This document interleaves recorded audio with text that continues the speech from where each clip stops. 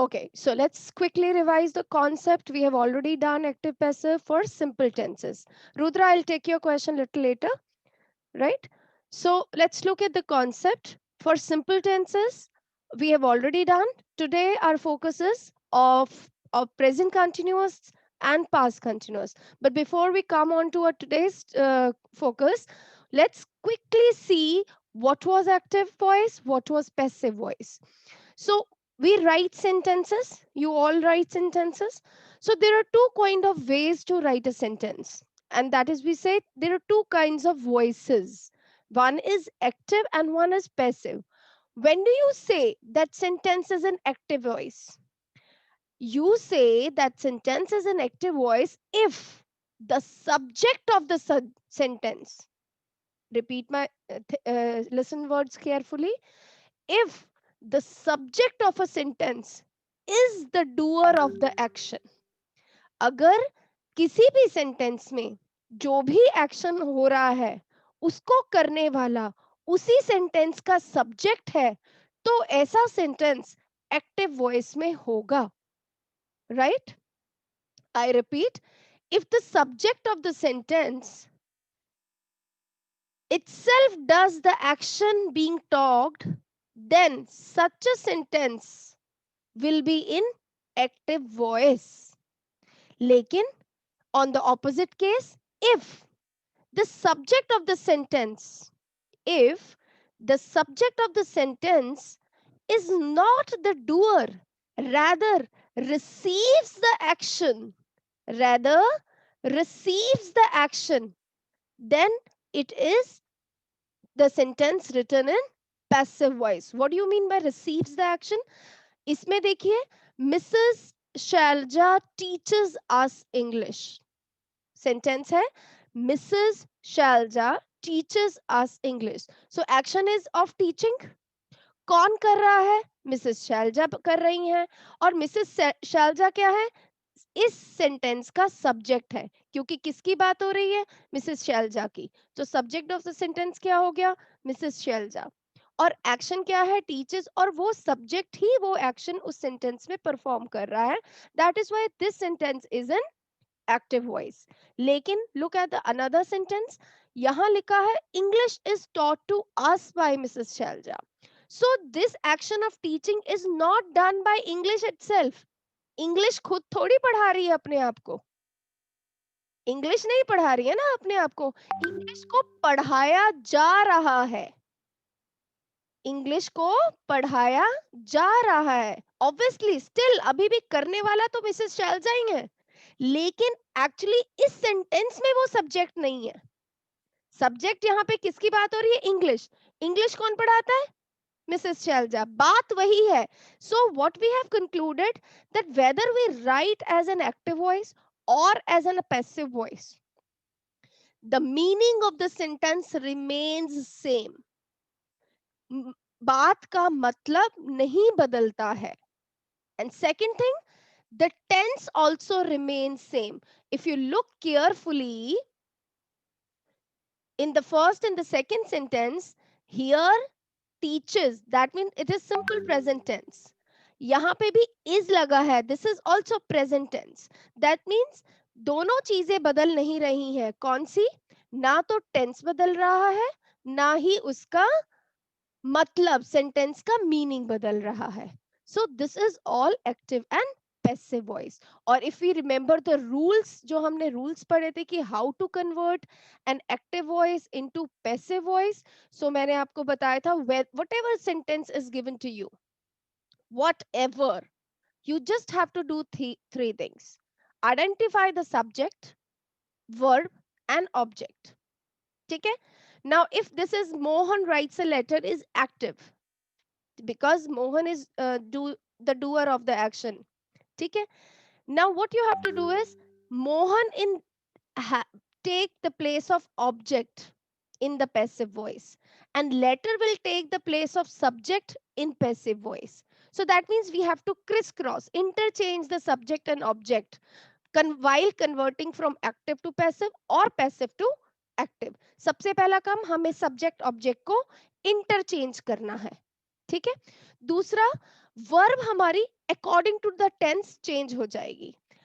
तो simple present में हमने आपको बताया था, अगर वर्ब सिंपल है तो यहाँ पे is am are plus third form लगेगा। अब यहाँ मैंगोज प्लूरल है तो आर लगा। सो इफ यू रिमेंबर, मैंने आपको बताया था सिंपल प्रेजेंट में only first form of verb S और एस, पैसिव वॉइस में इज एम आर के साथ थर्ड फॉर्म, इसी तरह सिंपल पास्ट में वॉज वर के साथ थर्ड फॉर्म, सिंपल फ्यूचर में विल बी शैल बी के साथ थर्ड फॉर्म, राइट। और इसके अलावा बी वाई बाय ये वर्ड आ जाता है when we are before the object in the passive. अब यहां देखिए, जब हमने लेटर को सब्जेक्ट बनाया, when we just put the letter as a subject, a letter, अब टेंस हमें सेम रखना है, लेटर एक है और प्रेजेंट टेंस है ये वाला, तो यहाँ पे भी प्रेजेंट ही रखना है, इसलिए इज लगाया। राइट की थर्ड फॉर्म क्या होती है? रिटन, इसलिए हमने रिटन कर दिया। ऑब्जेक्ट मोहन बन गया है, उससे पहले बाय लगा दिया। So this is how we convert, Mohan writes a letter active, a letter is written by Mohan passive. Second चीज जो हमने पहले की थी कि जब हम चेंज करते हैं फ्रॉम एक्टिव टू पैसिव और फ्रॉम पैसिव टू एक्टिव, तो ये जो प्रोनाउंस है कैसे चेंज होते हैं, you have to learn it. Remember, I changes to me, और पैसिव से एक्टिव में कर रहे हो तो me changes to I. we to us, you remain same, he him, she her, it remains same, they changes to them, right? So this is all the recapitulation of active passive we have covered earlier before the half yearlies, right? Now our focus is continuous tense. So before we start with continuous tense, आपको पता है continuous tense तीन होते हैं, present continuous, past continuous and future continuous. अब future continuous में passive convert नहीं होता, ठीक है? So अब बचे कौन से? दो, प्रेजेंट एंड पास्ट। अगर सेंटेंस फ्यूचर कंटिन्यूअस में लिखा है तो there is no change in the sentence in the passive, same ही रहेगा, पैसिव वॉइस होगा ही नहीं इसका, ठीक है? रह गए प्रेजेंट एंड पास्ट कंटिन्यूअस। तो इस सेंटेंस को ध्यान से देखें, which is the second sentence in the table, she is reading a poem. Now looking at the verb हमें साफ पता चल रहा है दिस इज प्रेजेंट कंटिन्यूअस, क्योंकि प्रेजेंट कंटिन्यूअस के टेंस का क्या रूल था? Is am are plus first form plus I N G, है ना? यही था ना, is am are according to the subject, verb की first form plus I N जी। अब इस सेंटेंस को हमें पैसिव में चेंज करना है, और पैसिव में याद रखें टेंस चेंज नहीं होता, अगर प्रेजेंट है तो प्रेजेंट ही रहेगा। अब देखिए यहाँ पे अ पोयम ऑब्जेक्ट है, पैसिव में अ पोयम सब्जेक्ट बन गया। अब पोयम एक है तो इसलिए इज ही लगाना है, इसमें भी इज एम आर लगेगा। लेकिन क्योंकि ये अगर सेम ही हो जाए is am are plus third form, तो सिंपल प्रेजेंट की कन्वर्जन और प्रेजेंट कंटिन्यूअस में फर्क ही नहीं रहेगा। वो फर्क करने के लिए कौन सा वर्ड ऐड होता है? B E I N G, being. ये आई एन जी फॉर्म वाले जितने भी चेंज होते हैं, इसमें हम क्या ऐड करते हैं? बीइंग। देखो वही लगा हुआ है is am are plus third form, लेकिन बीच में मेन वर्ड क्या आ गया कंटिन्यूअस में? B E I N G, being. अगर आपको कोई भी सेंटेंस आईएनजी फॉर्म में मिलता है एक्टिव में, तो जब आप उसको पैसिव में कन्वर्ट करोगे तो बीइंग वर्ड का यूज करोगे। सो बाकी तो सेम ही है, she changes to her, a poem is being read by her, right? Similarly past continuous में यहाँ was were plus third form, past were plus first form plus ing होता है, पैसिव में तो हमेशा थर्ड फॉर्म लगाते हैं, वही being लग जाएगा, वही was were रहेगा, right? वही थर्ड फॉर्म है। सो स्टोरी इधर आ गया, a story was being written by me, so that is क्या रूल रहा, एक बार रिवाइज करें। If the sentence is in present continuous, in passive voice, we use ismr plus being plus third form. If the sentence is in past continuous, to convert it into passive, we use was were plus being plus third form. ठीक है? was were obviously according to subject लगेगा. Now let's not talk on the rules because ऐसे बार बार सुनेंगे शायद हमें clear नहीं होगा. Let's quickly see the same through few sentences. जल्दी से हम ये सिंपल प्रेजेंट की एक्सरसाइज ऑलरेडी हम कर चुके हैं. अगर दोबारा भी किसी को करनी हो, you are always welcome to practise it. कर सकते हैं. जल्दी से हम प्रेजेंट कंटिन्यूअस के सेंटेंसेस देखते हैं. Look at the rule. Again it's written subject plus is mr plus first form plus ing. This is the active voice. Change क्या आया? बीच में being word and third form of verb. is mr वही रहा, being plus third form plus by. अब now it is in passive.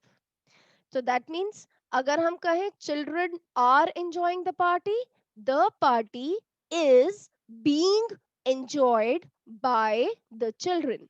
She is writing a letter is being written by her. My friends are helping me. Now I am the object, है ना? I am being helped by my friends. Right? See, मैं is mr किसके according लगा रही हूँ? मेरे new subject के according. Right? The peon is not ringing the bell. अब ऑब्जेक्ट यहाँ पे क्या है? The bell.